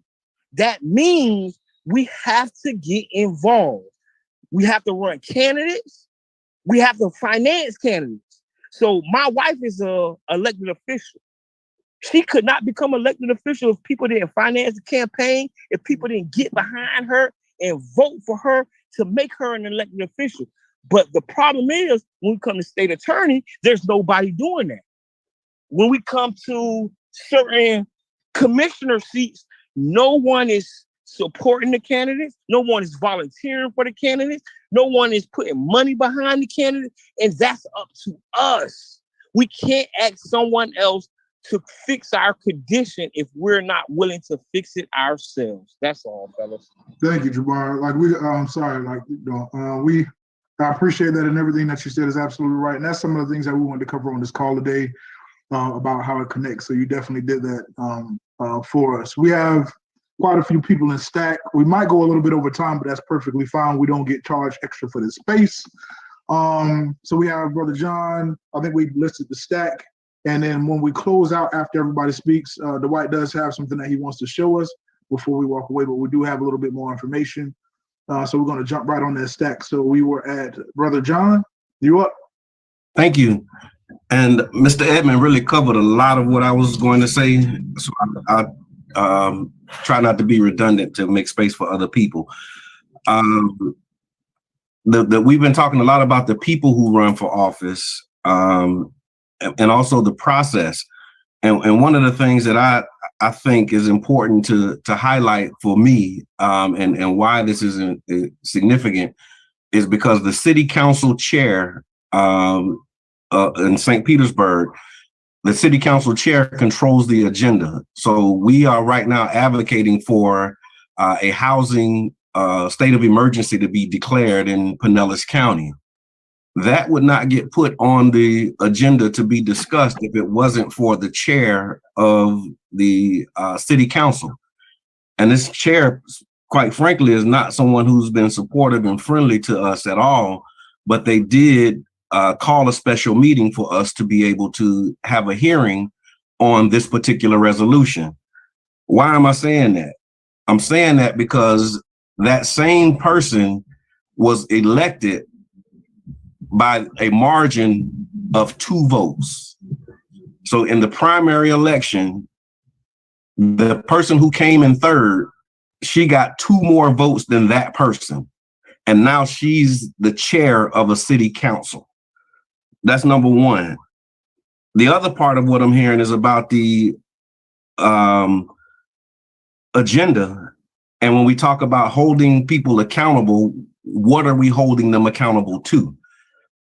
We have to, in my opinion, be clear on what it is that we want from them, what we're asking them to do, and understand that when we're voting for them, we're hiring them to do a job. If we're not happy with their performance on the job based upon a job description and clear deliverables that we gave them, then we have a duty to replace them. That replacement process includes identifying people who unite with us on our agenda and then electing them in place of those who we're not happy with. When we talk about boycotting the election, a boycott for me, and the way I understand boycotts are tactics. And those tactics are usually tied to a strategy. And the strategy has very clear demands. And I like how our brother articulated what those demands are and what those demands should be. And I think we just here sit home and don't vote, and we get all, in a huff about it. I do think there's a place, but it has to be well thought out and calculated so that we're not just using a tactic that's not tied to a strategy. Because what we find ourselves doing, to what Mr. Edmonds said before, is white supremacy is very skillful in its machinations and mechanisms. And so they will have us doing things that are against our own self-interest and thinking that it was our idea. Like staying home and not voting, they're investing millions of dollars, billions of dollars to get us to stay home and not vote. And then we say we're not happy with the process. We're going to boycott and stay home and not vote, and somehow think that the system is losing because of that. Last thing is this. I was, like a lot of us on this call, I was totally apolitical and not interested in the process. And actually Jabbar is the one who kind of talked me off of the fence and got me to really begin voting as an informed voter. And I do think, again, that we have a place for that. And I just want to co-sign what he was saying about identifying ways that we can help and ways that we can support candidates, because we do need lawyers, we need doctors, we need scientists, we need carpenters, we need skilled tradesmen, we need police officers, we need judges, and we also need policy makers who have a heart and a mind to do the will of the people who elect them and who are hurting, suffering, and having a voice that oftentimes goes unheard. And I want to thank you again for the space, and why Dwight and everybody who's participating tonight. But that's my thoughts on that. Thank you. Appreciate it. We got who we got up next? Greg? Yes, and I was as a caveat, I have no party affiliation, but beyond that, besides that, I should say, we think that by shooting ourselves in the face, we're going to prove a point to somebody else.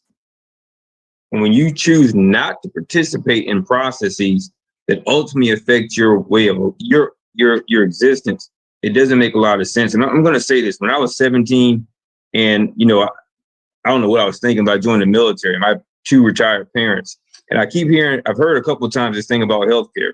When I was 17, I wasn't thinking about what I would need at 54 as healthcare. What that 8 years got me is the best healthcare in the world.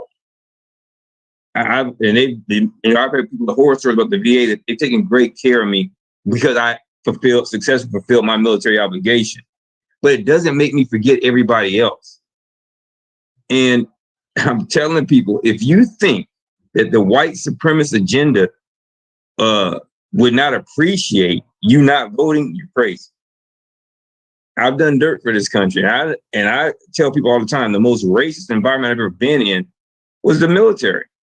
And I did my formative education to the attorney, came out of Biloxi, Mississippi from 1975 to 1981 when my parents were stationed there.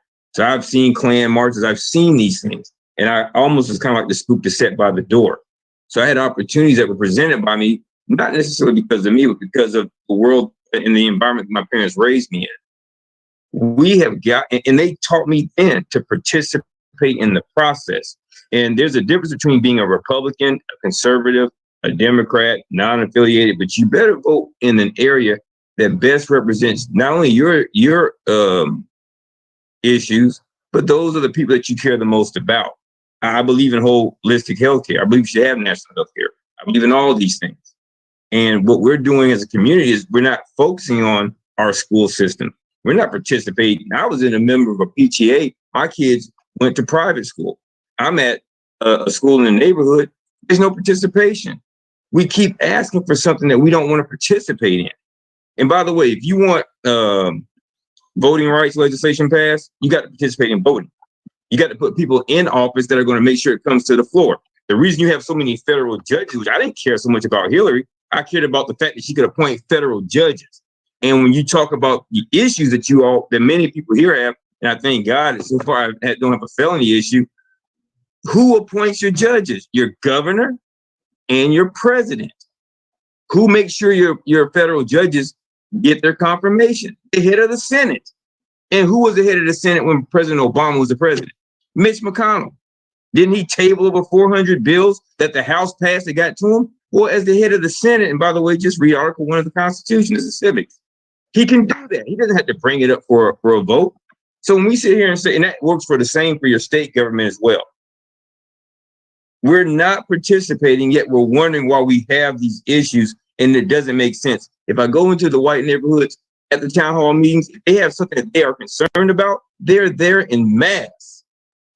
We don't show up to anything in mass. We don't even show up to church in mass anymore. So we have to, whatever we're going to do, let's have a constructive plan that's going to get us to wherever we're seeking to be or where we want our children to be. And again, we have to be accountable as well. And I'll rest on that. Thank you. Thank you. We got next up, we got Anthony, then we have Mutaki, and then we have Malik, and then we have to go to Dwight. Close up. Yeah, I would say that what's very important is that people don't want to tell the truth as far as when it goes to the political realm. There are people that's being in the Democratic Party that's being blackballed because they're very unapologetic and trying to move the needle forward. We have to understand that there are venomous hosts that latches onto a system and a political party and controls it from the inside out. I've witnessed it firsthand. I'm not going to name the name of the person that's on this Zoom, but they told me the name, I did the research, and this person is a white woman that's running a lot of y'all political affiliates down here in South Florida. So it's very sad. Once you know the information, like I say, life is about chess, knowing how to play the chess game. So I've been on my shit, been trying to do what I need to do to see how we can override and conquer this. Knowledge is key. Knowledge is power. Like I say, I'm not a type of person that'll sit around and ask people what we need to do, and I'm gonna go out there and do it. And I'm gonna find the people that rally behind me and do it. Because I'm very influential with my voice. I'm very powerful. I've made moves behind the scenes that I don't talk about. A lot of times people ask me why you don't run for office. Let me tell you something.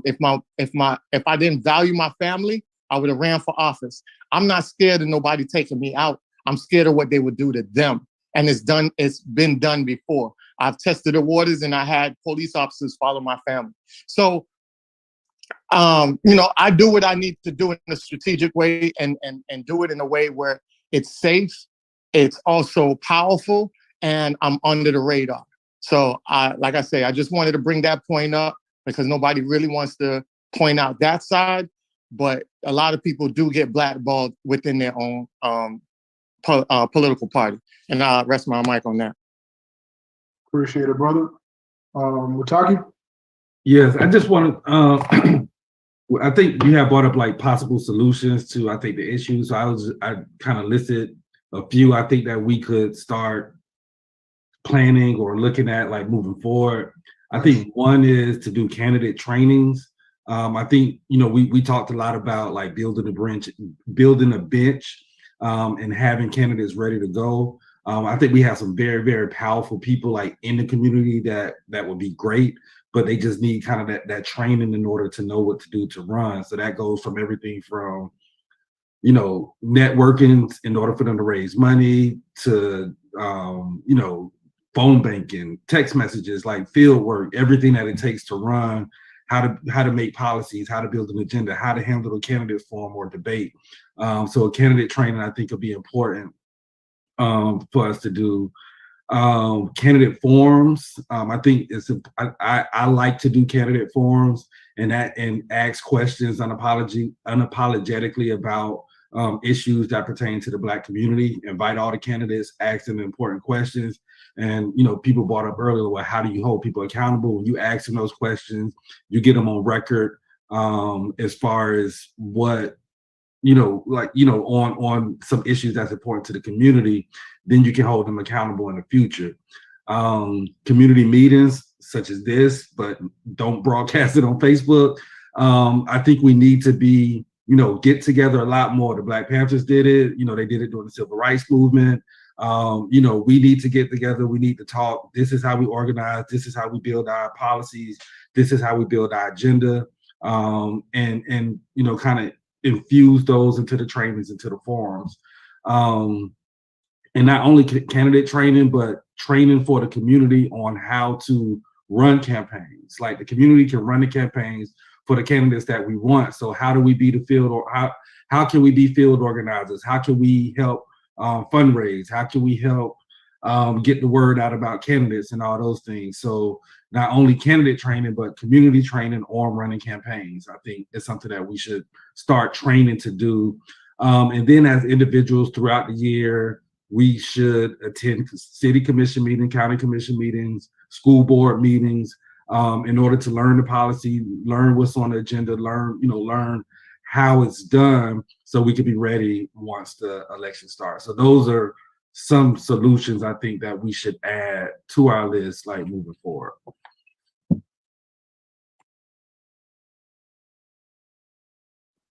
That's awesome. Thank you for that. I'm glad you jotted it down. I'm about to get that list from you as well later. I think we had Brother Malik. I see some other hands going up. We might not be able to get to you today, unfortunately, because we're already over time and we have to wrap up with Dwight after that. But I'm going to try to see. Let's see what's going on. Brother Malik. Hopefully I said it. Is he still with us? Yeah, you're on mute, Mr. Malik. You're on mute, Mr. Malik.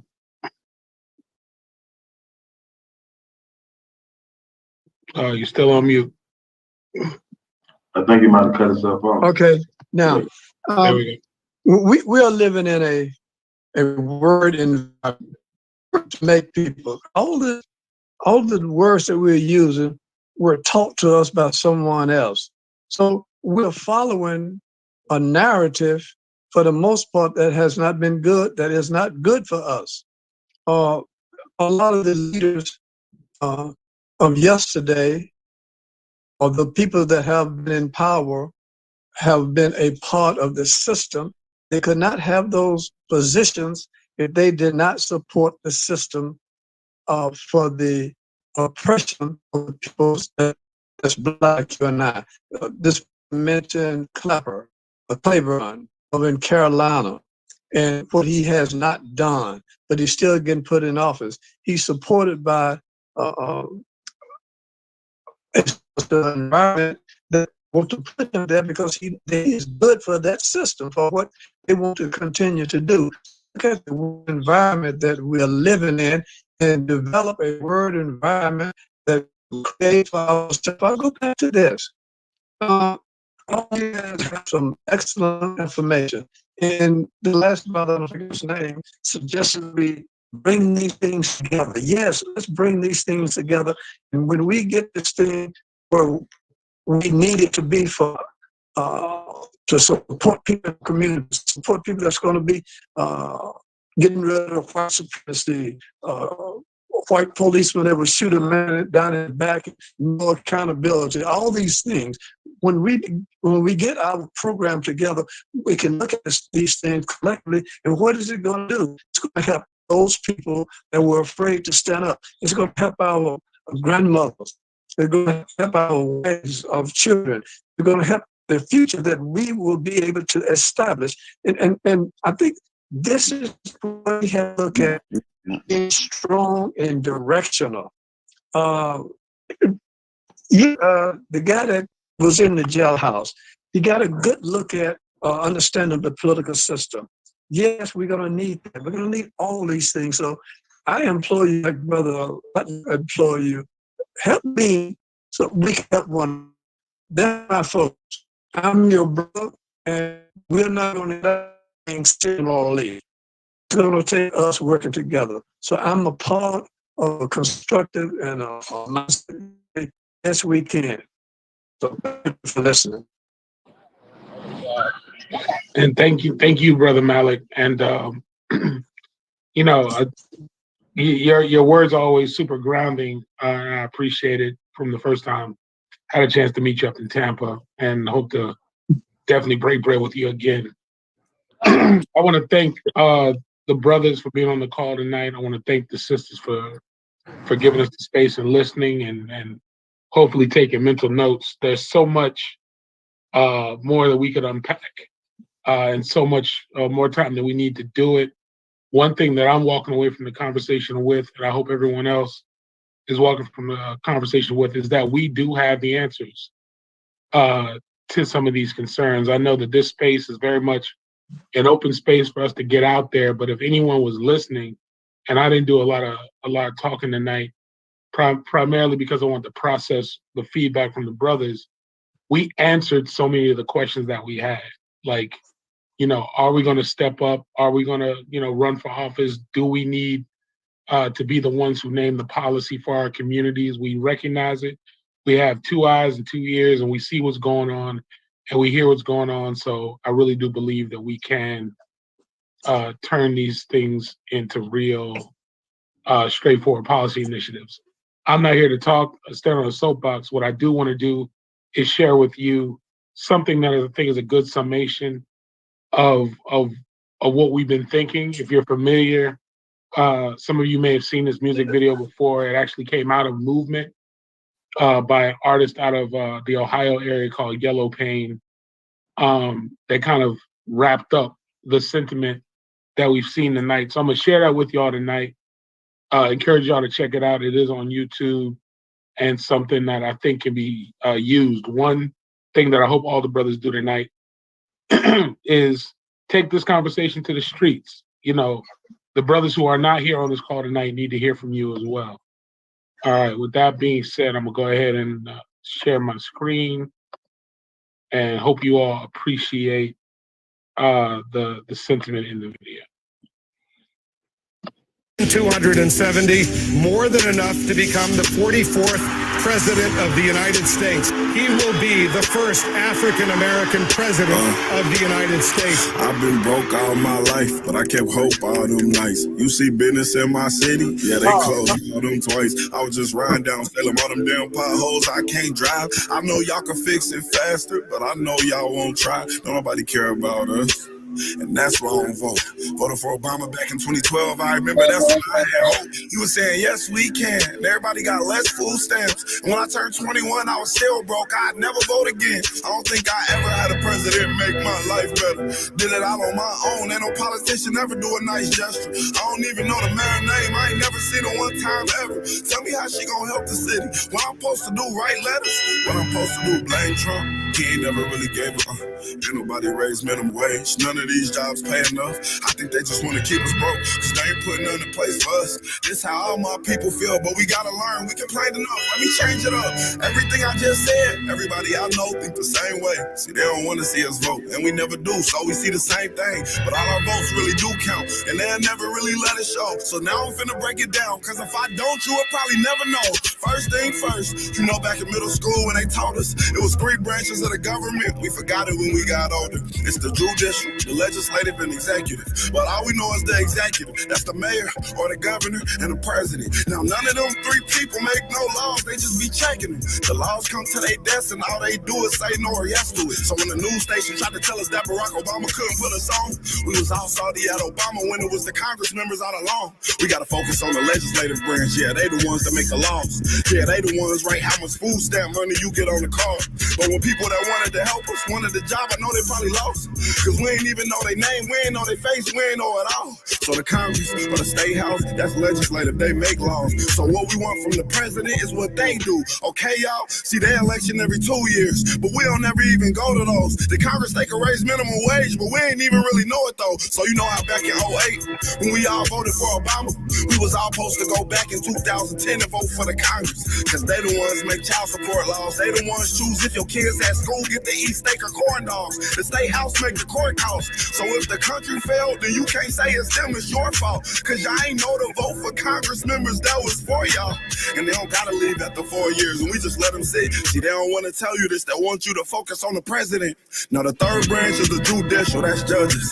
They the reason why John Crawford and Trayvon had justice. So when Meek Mill got locked up just for popping willies, we blame the judge and not the city when they let her get voted in, because they ain't know who to vote against. Imagine life on the other side. Roads better, schools better, everybody get their license back, grocery store food better, custody of your kids back, homeless people get new shelters. If we gon' fix the U.S., we gotta start with them 2 letters, me and you. Somebody told us that the government wanna keep us broke, but the only reason why those people in the government is cause we ain't vote. And I ain't talking about the president, I'm talking about the ones we ain't know. See, they was gonna try to keep it low, but it's gonna hurt them when they see the polls. Every time you stay home, someone is making a decision about you, making decisions about the air you breathe, the water you drink, the food your kids eat, and how much money you bring home every 2 weeks. So every time you sit out an election, every time you don't show up because you think it doesn't matter, someone else is happy that you didn't show up, so they can make that decision for you. Vote.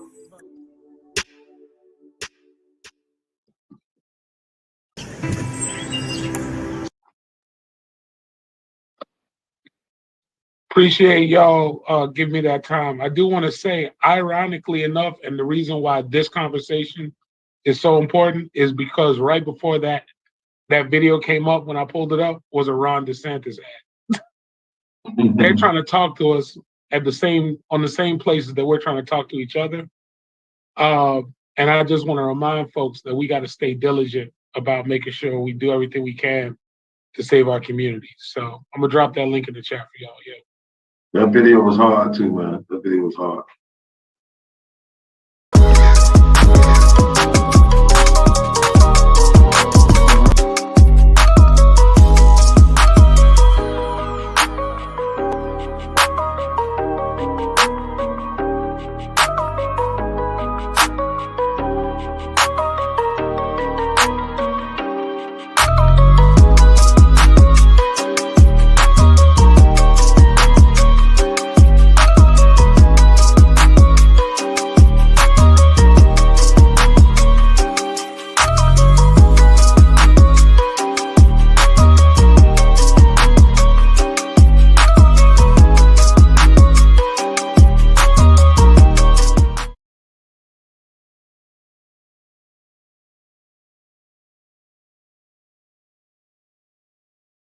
If you do have the ability and you have been moved by this conversation and you have not voted yet and you plan to vote, like, this is something that's going on at this particular time.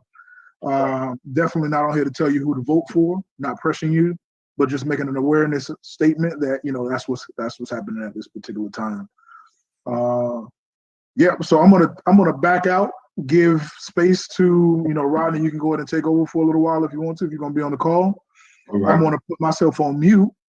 I'll be around for a little while. I'll keep it open for like 30 minutes before I have to close it out. I just want to tell my people, because let